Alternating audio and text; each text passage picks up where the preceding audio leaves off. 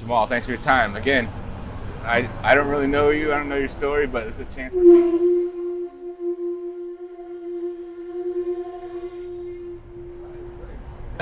Again, chance for people to get to know who is this person. So Jamal, again, I start, man, from the beginning. Where were you born? Where were you born and raised? I was born in Sudan, Port Sudan, but I was raised in Seattle, Washington. 34 years old. Been out here since the 90s, early 90s. Same time when all the other East Africans, so to speak, migrated here. Many for different reasons. I came here as a refugee, fleeing from war from the country. And so, just came here, out here, me and my mom, my dad, just for a better life, How old were you? I was a baby, like 1, 2, 3 years old. I don't know exactly, but I was a baby. Right. So you don't necessarily remember, I don't or do you? No. Tell me about your home life. What was that like? Growing up in a Muslim household, me, my sister, it was fun. It was strict, very strict at first. My mom, she tried very hard with us, me and my sister, and she came from her how she was raised was different out here, so she didn't know, how it would be different, like on us, because how she was raised, this is what she's expecting for us to be raised like that, but when you come to a whole different, country and a whole different city, whatever, Right. everything changes. The whole dynamic changes. I'm not gonna see things like the way you see things. And so it was very hard for her to accept that. But Yeah, she had a lens, yeah, cultural lens, yeah, everything. definitely cultural. Everything changed. Everything there. She was shocked. But all for the good though. Her intentions was all for the good. Yeah, so growing up, I grew up in Lake City, Jackson Park, 145th, all the way up till like 2001, 2, or something like that. Then I moved to like near Aurora, by the Commons actually. Oh, gotcha. And that's where my mom still resides to this day, right now. So when you were in Lake City, did you middle school, high school? All the way up to 7th grade, then we moved. My mom was like, "You're getting out of hand. We gotta move. We gotta take you to a new location." And that's what we did. Now it was my sister and sister, because she had another kid. Gotcha. And your sister older or younger? They're both younger. I'm the oldest. Gotcha. Yeah. And then my mom remarried, so she had more kids after that. But yeah, so we moved towards like the Commons, and I was like 8th grade now. I'm seeing things now, Now I'm really seeing things coming to Aurora, because it's like, wow, like I'm seeing crackheads out there at the bus stop waiting for school. I'm seeing lots of crackheads, really. And So this is your first encounter with Yeah. like street people, I guess you call them? yeah. And so it was very humbling, just seeing the world, My mom, she used to always try to shelter me from that, She'd always be like, "No, you're not going outside. You're staying in." I'm like, "Why? I want to go outside." I'm like, "Nope, you're staying in." All right. But as I get older, I'm feeling myself. I'm a man. I'm talking about, "Mama, you can't physically make me, so I'm out of here," and just take off. I was horrible then. 8th grade, 9th grade, 10th grade, I was horrible. What do you mean horrible? I Define was that. bad. Like I was always getting locked up, and it's like I didn't learn from it. Like one time I got locked up for stealing a car, and then the same day I got out, I got locked up again for stealing a car. The same day. It was like I had just got out like 3 hours ago, and boom, caught me again. It was like what the fuck, man? Like, how are you getting caught so much? Well, looking back, you're 34, you said? Yeah. Looking back on that now, at that 8th grader, what do you think that person was going through? He just wanted to fit in with with society. You know, Like the friends you're hanging out with, like who? with the friends, with everybody. You Everybody. know, well, I want to be accepted by everybody. You know, it don't matter who you were. You know,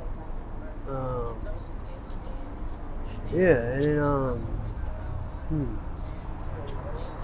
yeah. Yep. Yeah. So you finish high school? So I went all the way to 10th grade, and then my grades were like very, very bad at the time. Because after 9th grade, they had me in like a special ed class kind of, but it was for like management, what do you call it, behavior management class. So that class was boring. I was in there all day, one class all day. So I was like, man, fuck this shit. I'm not trying to be in one class all day. I'm trying to, get in and get out. Go to one period and go to second period, and I want to have freedom during them. Get that 5 minute, walk around, fresh air, whatever. Right. But I was in that class, so they were like, you got to stay in here or whatever, After that, and then 11th grade came around, I was like, I'm done, Mom. I'm cool. Oh, well, By then, I was a full grown man. 16, I was full grown, fully grown. Literally. So you're 16, 11th grade, you're done. Yeah, Or I'm done. You Yeah. living at your living with your mom and stepdad?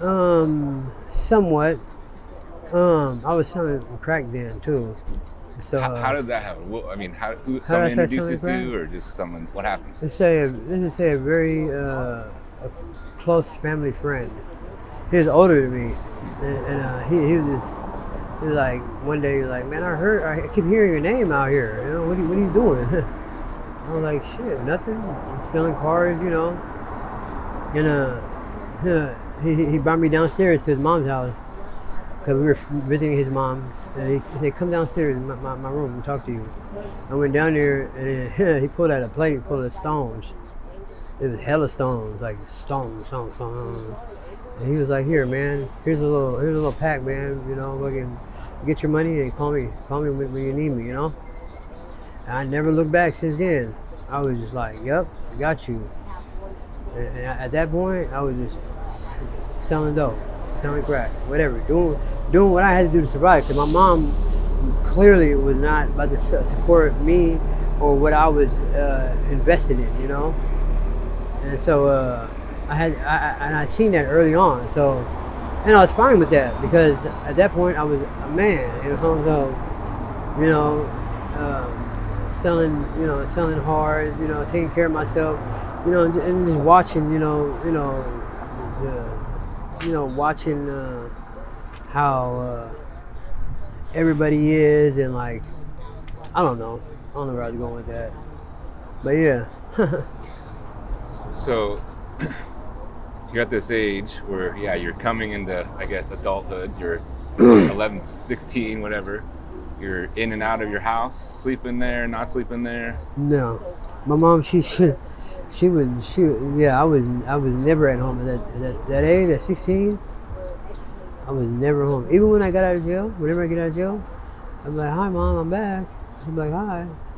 I'm like, all right, I gotta take a shower right quick, Mom. She'd be like, oh, you about to leave, huh? She knew whenever I took a shower, she knew what time it was. I'm out of there. It's like the signal. I'm gone. Yeah, I'm leaving. I'm out of here. She knew, So, but I mean, where'd you go? Like, what were you doing? Just on I the had a streets, whole bunch of friends by then. Gotcha.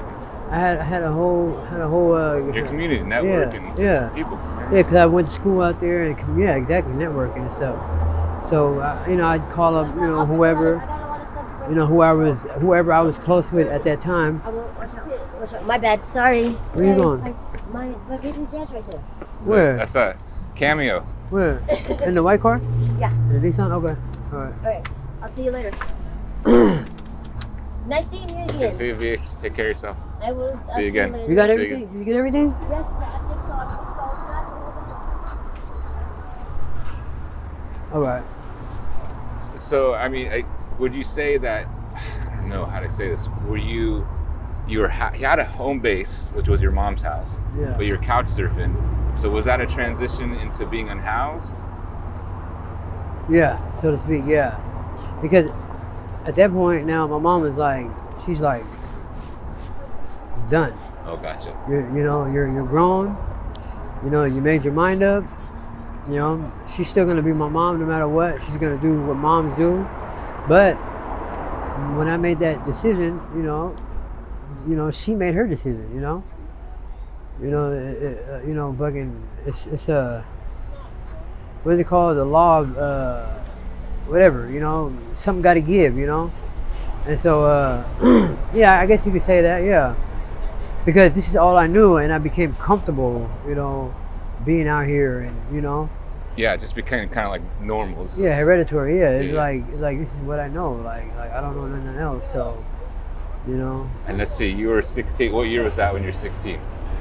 04, 05, 04. So you've been on the streets since then, or on and off? or- Yeah, I would say that. Yeah, like I didn't have like a home base. Like I didn't have like cause see, yeah, I didn't have like a home base after that. Yeah, like I was just living with people, surfing, couch surfing, doing what I got to do to survive. Hotel rooms, a lot of hotel rooms. Cause I had money then. I had like for a kid my age, I was doing all right. I could buy whatever I want. So I was doing all right. Money wasn't really much of an issue then.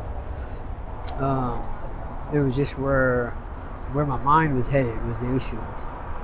My way of thinking.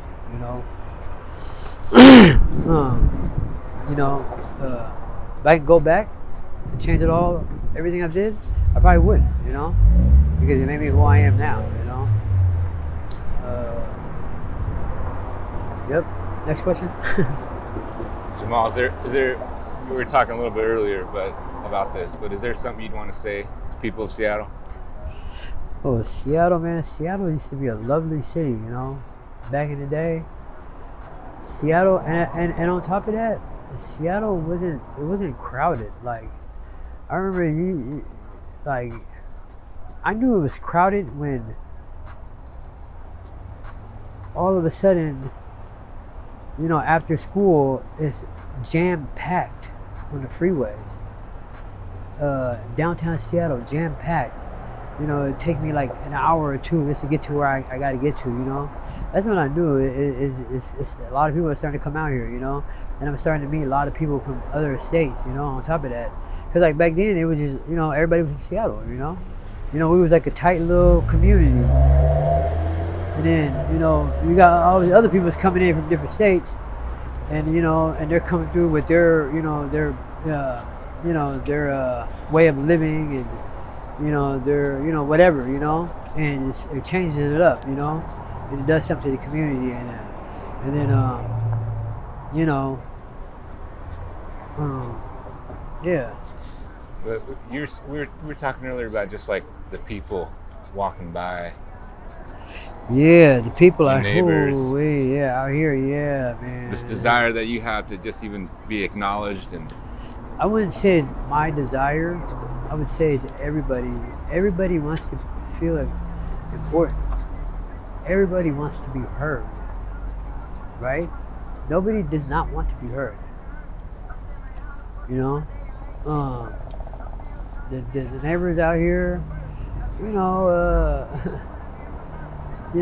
I try to make it, a point to go out of my way to say hello, how are you doing, to pretty much everybody I see out here. If you got a friendly face, if you walk around with a mean mug, I'm probably not gonna say much to you, but nod, not even gonna say anything, just head nod, That's the what do you call it?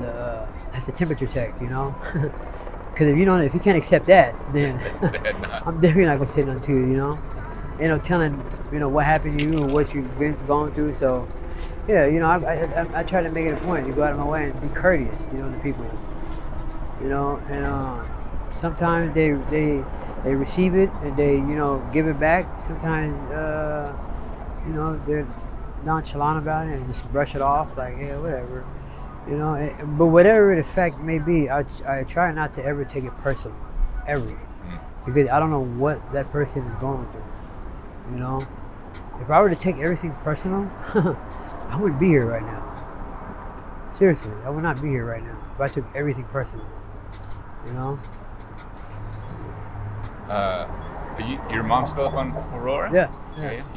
You in contact with her, and how's it? Yeah, I just talked to her just like the other day. I called her and she's like, "Oh, hey, this is your phone number now?" I'm like, "Yeah."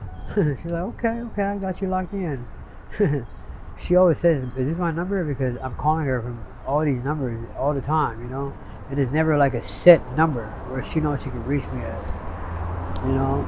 And it's because it's the life I'm living, you know. I get a phone, I get a phone, and it may be stolen. Like I may have it for like a good month, then it's gonna get stolen, you know, or you know, I misplaced it somewhere or whatever, you know. So she's never used to seeing me with like a steady phone number, you know. Yeah. And your sister?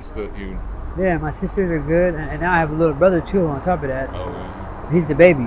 He's 19 years old now. He's the baby. Me and him are actually everybody. Me and him are the closest, you know. I could talk to him, and he could talk to me about whatever, you know. But my sisters and I, both of them, no, it's like war with them on sight, you know. They're vicious too. They're vicious, you know. They're like my baby sister. She's like, I don't know what's wrong with her. She's going through something right now, but like, I try to like go out of my way and say hi to her sometimes, and she won't even like acknowledge it, you know. Like she'd be like, "Nope, I'm done talking to you. Yeah. You're dismissed," you know, that type of attitude. Like I'm your older brother. Like you know, you don't have to like me, but you got to respect me, you know. And I'm just trying to, you know, install that in her. Like, you don't have to like me, but you're gonna have to respect me because I am your older brother. You know, I will have your back. If I see somebody, I will give up my life for her. You know, so I don't think she knows that. And on top of that, you know, she has a lot going on with her. So like, I just try to let her be. You know, when she's ready, I feel like she'll come around. You know, because I've been there at that point. You know, in my life where I didn't want to talk to nobody. I didn't want to. You know, just leave me the hell alone, you know? I'll figure it out, you know? So I know, I'm pretty sure it's just a phase she's going through. Then my other sister, my older one, but I'm the oldest, she's the older sister though, at she's really good. She's like the successful one in the family. Went to college, UW, you know, went to France, learned French, how to speak French fluently. Went out to France, was a teacher for English out there because she could speak French. Right. She could, you know, teach English out there. And now she's a teacher out here at Roosevelt High School. Yeah. Are you bilingual? Me, yeah, we speak. I'm not too versatile, but like we speak Arabic, English. But that was your first language. My assumption is your mom and dad were speaking Arabic to you? Yeah, growing up, yeah. Right. My mom, just my mom. Just your mom. My dad wasn't around. Yeah, so Arabic and then, you know, English too. It was like a mix up, you know. Yeah. So, well, speaking of your dad, where's your dad? Huh? Where is your dad? Speaking of your dad, I don't know. Like my mom, she don't ever really like talk about it because you know it hurts a lot, I guess. And so like, I have no clue, you know. And I was a baby, so I don't really remember him, you know. So, right. you know, if someone were to call me and say, "Hey, your dad died," I would say, "Oh, that sucks," but I wouldn't shed a tear. You know what I mean? Because he's a stranger. Yeah, I can't, you know, I can't shed a tear with somebody that I never been in contact with, you know? Well, so they split when you were young then? Yeah, when I was a baby, yeah. Gotcha. And I guess he was horrible, you know, he was a drug, alcoholic. You know, my mom said he used to abuse me and my mom, and so, you know, I just drop it. I don't even try to like dig too deep in it because it hurts her, you know, so. Right. I just let it be, you know. Whatever happens, happens. If he cares so much, he'll come back in my life, you know. But right now, it's not even a thought in my head. Like that's over with, you know. Right. That relationship is dead, you know. Right. Yeah. Jamal, man, it's good to hear your voice. Yeah, you too. Anything else you want to add or say anything? No, not right now. Not right this second. Yeah.